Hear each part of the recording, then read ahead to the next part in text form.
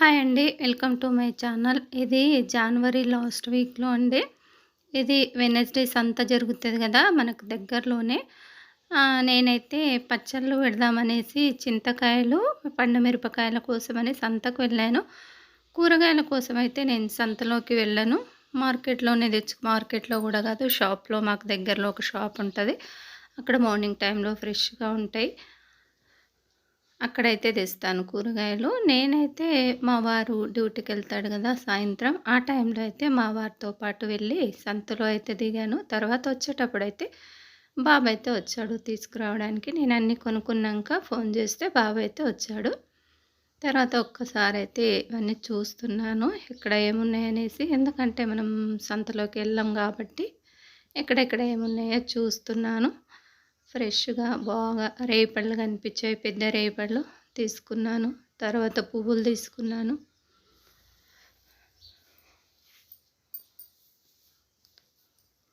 సంతలో అయితే మనకు షాపులల్లో, మార్కెట్‌లల్లో ఎలా ఉంటున్నాయో అలాగే ప్రతి ఒక్కటి దొరుకుతుంది సంతలల్లో. ఇప్పుడు ఇంకా మనం బజార్‌కెళ్ళే కన్నా సంతలల్లనే చాలా బాగా దొరుకుతున్నాయి అన్నీ. చాలా పెద్దగానే అయితది. వెడ్నెస్‌డే సంత మనకొచ్చేసి దగ్గర, మన ఇంటికి దగ్గరలో వెడ్నెస్‌డే సంత అయితే, ఇదివరకైతే ఇక్కడ లేనప్పుడైతే థర్స్‌డే సంత కొంచెం దూరంగా ఉండేది. తర్వాత ఇప్పుడైతే ఇక్కడ చాలా పెద్ద సంతనే అయితది. మన ఇంటికి దగ్గరలో వెడ్నెస్‌డే సంత. అందుకే ఇగ చింతకాయలు, మాకు చెట్టు ఉంది గానీ, ఆ చెట్టుకైతే తేనె ఈగలుంటాయి. అందుకే తెంపడానికి భయపడతారు. ఎందుకులే అనేసి నేనైతే మార్కెట్‌లో మనకెన్ని కొన్నే గదా! ఒక 2 కేజీస్ చింతకాయలు, తర్వాత పండు మిరపకాయలైతే తీసుకొనొచ్చాను. ఎగ్స్, ఉల్లిగడ్డలు గూడా అయిపోతే ఉల్లిగడ్డలు, ఎగ్స్ అవన్నీ తీసుకొనైతే వచ్చాను. ఆ రోజు సంతలో అయితే ఉల్లిగడ్డలు గూడా బాగున్నాయి.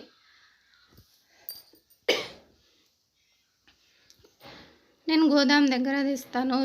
ఉల్లిగడ్డలు, ఎల్లిగడ్డలు, అల్లము అవన్నా. కాకపోతే ఎళ్ళలేకపోయాను గోదాంకు. అందుకనేసి ఇక్కడైతే నేను సంతలోనే ఉల్లిపాయలైతే తీసుకున్నాను.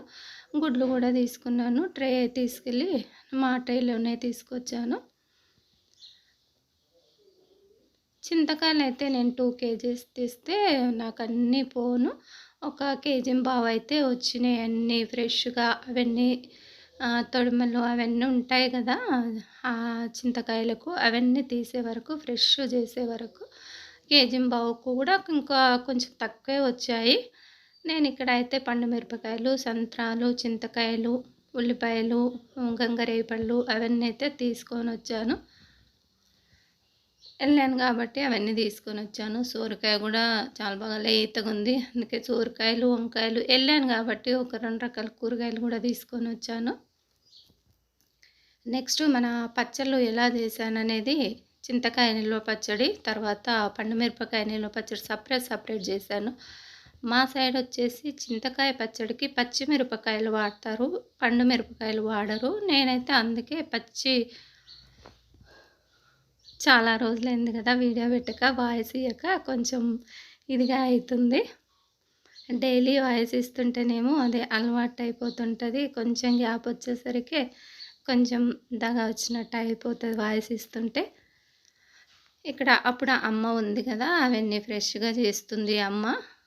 అమ్మ ఉన్నప్పుడైతే కూరగాయలు అవన్నీ తెస్తే అమ్మనే చూసుకుంటుంది. చాలా బాగా ఎక్కడివెక్కడనే సపరేట్ చేసి పెడతా ఉంటుంది. తర్వాత ఇక్కడ అవన్నీ తీసి నైట్‌కి పండు మిరపకాయలు మంచిగా ఉప్పు వాటర్‌లో కడిగి తర్వాత ఆరబెట్టాము. ఆరబెట్టి క్లాత్ పెట్టి తూడ్చేసి మళ్ళీ, ఎందుకంటే మళ్ళీ ఏమన్నా తడి ఉన్నా కూడా తెల్లారేసరికి మంచిగా అయితాయి అనేసి నేనైతే కడిగేసి, ఉప్పు వాటర్‌లో కడిగేసి మళ్ళీ పొడి గుడ్డ పెట్టి తూడ్చి, కాటన్‌ది గుడ్డ పెట్టి తూడ్చి తర్వాత ఒక గిన్నెలో అయితే ఎత్తిపెట్టుకున్నాను. అదేవిధంగా చింతకాయలు కూడా, ఎందుకంటే తెల్లారేసరికి మంచిగా ఆరిపోతాయి కదా, ఏడన్నా కొంచెం వాటర్ ఉన్నా కూడా ఆరిపోతాయి అనేసి ఈ విధంగా బట్టలో పెట్టి తుడుస్తున్న. ఒక్కొక్క మిరపకాయను తొడిమలు తీయొద్దు. తొడిమలు తీయకుండానే కడుక్కొని తూర్చుకోవాలి. మనం మిక్సీ పట్టేటప్పుడు తొడిమలు తీసుకోవాలి. నేనెంతో చేయలేదులేండి. కేజీ చేశాను. పండు మిరపకాయలు చూద్దామనేసి కేజీ తెచ్చాను. తింటే మళ్ళీ తెచ్చుకోవచ్చు. సీజన్ అయిపోయే లోపల. అందుకనేసి కేజీ అయితే పండు మిరపకాయలు తీసుకొచ్చాను. 2 కేజీల చింతకాయలు. నేను ఇది అది సెపరేట్ ఎలా చేశానో చూసేయండి. దీని తర్వాత పచ్చడిలో వీడియోస్ వస్తాయి. కంపల్సరీ చూడండి. మేము పచ్చి మిరపకాయలతో చింతకాయ పచ్చడైతే పెడతాము. పండు మిరపకాయలతో పెట్టము. మా పాపకు గూడా పచ్చిమిరపకాయలతో పెడితేనే చింతకాయ పచ్చడి ఇష్టము. అందుకనేసి నేను మా సైడ్ పెట్టినట్టే పచ్చిమిరపకాయలేసే పెట్టాను.